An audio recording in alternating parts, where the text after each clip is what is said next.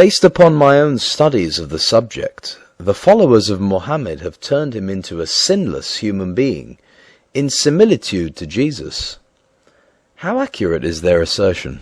It was the later Muhammadan exegetes who created the dogma of Isma', sinlessness of Muhammad, in emulation of the Christian one regarding Jesus. This doctrine of Muhammad's alleged infallibility, impeccability, and sinlessness emerged slowly over the centuries.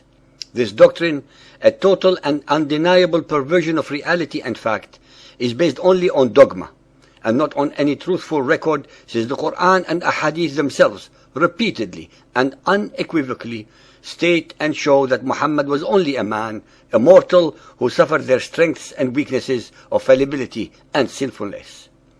Muhammadan scholars have only themselves to blame for their unsuccessful endeavors at perverting and tampering with the historical and their own theological records by attempting to make Muhammad seem incorruptible and infallible, contrary to the evidence at hand. These distortions of the reports of the Ahadith are contrary to the Quranic verses which repeatedly declared that Muhammad was only a human messenger subject to human frailties and temptations. Ali Imran 3.144. Muhammad is no more than an apostle. Many were the apostles that passed away before him. Al-Kahf 18.110. Say, I am but a man like yourselves, but the inspiration has come to me that your Allah is one Allah. This verse shows clearly that Allah was already known as a God of the pagan Arabs long before Muhammad and his Quran. The only difference is that Muhammad insisted that Allah is one deity without any associates. Al-Anbiya 21.35. Every soul shall have a taste of death, and we test you by evil and by good, by way of trial. To us you return.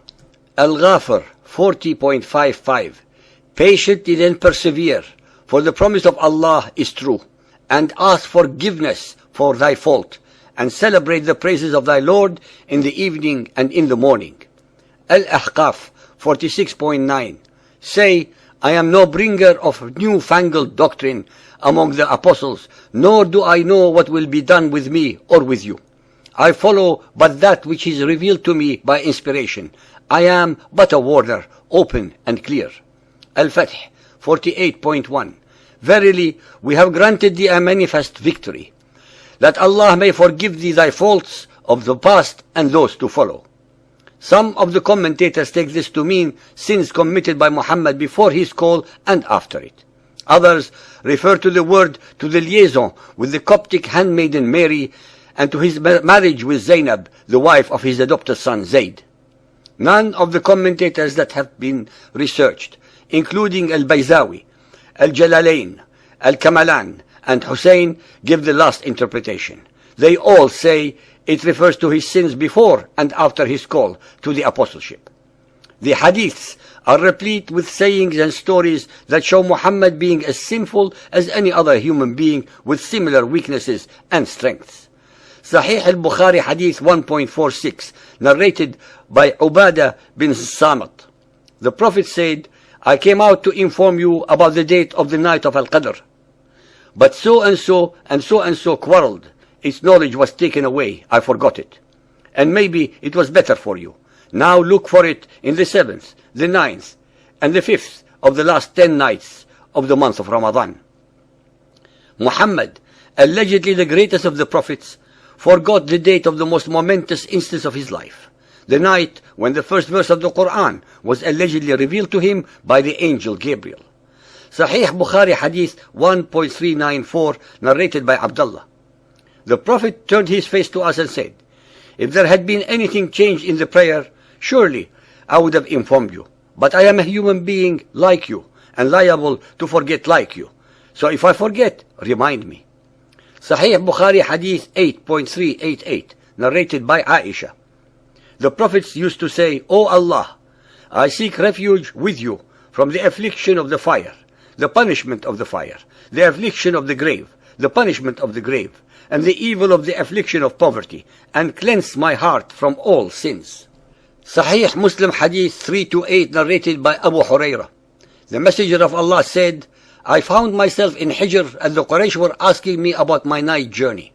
I was asked about things pertaining to Bayt al-Maqdis, which I could not preserve in my mind.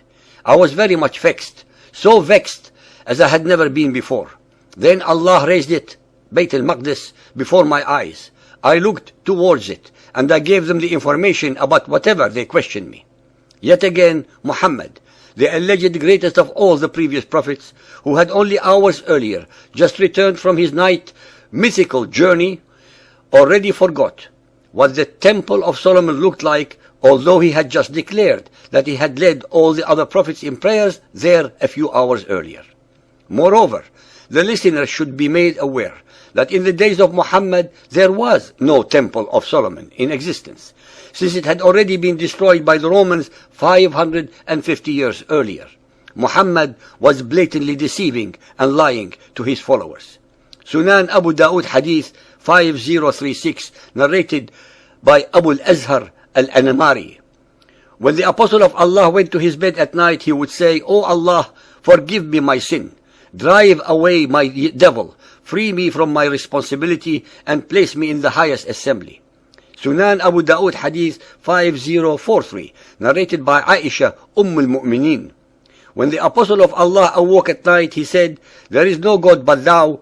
Glory be to thee. O Allah, I ask thy pardon for my sin, and I ask thee for thy mercy." Al-Tabari 6.75, Messenger, how did you first know with absolute certainty that you were a prophet? He replied, 2 angels came to me while I was somewhere in Mecca. One angel said, "Open his breast and take out his heart." He opened my chest and heart, removing the pollution of Satan and a clot of blood, and threw them away. And last but not least are the satanic verses that he uttered, as reported by Ibn Ishaq Sirat Rasulullah, as well as by Al-Waqidi and his Ashab al-Nuzul, Ibn Sa'ad in his Kitab al-Tabaqat al-Kabir, Ibn Jarir al-Tabari in his monumental Islamic history of the world, Bukhari Hadith 6.385, and others. Originally, the Quran followed Al-Najm 53:19. Have you seen Lat and Uzza and another, the third goddess Manat? These are the exalted cranes, Gharaniq, intermediaries, whose intercession is to be hoped for. These verses were later abrogated and edited out and replaced with 53.21. What? For you the male sex and for him the female? Behold, such would be indeed a division most unfair. There are hundreds more ahadith that reflect very badly upon Muhammad's character that no one can actually challenge, since they were not written by his enemies, but by the Muhammadan Muslims who had absolutely no reason whatsoever to make him deliberately look bad.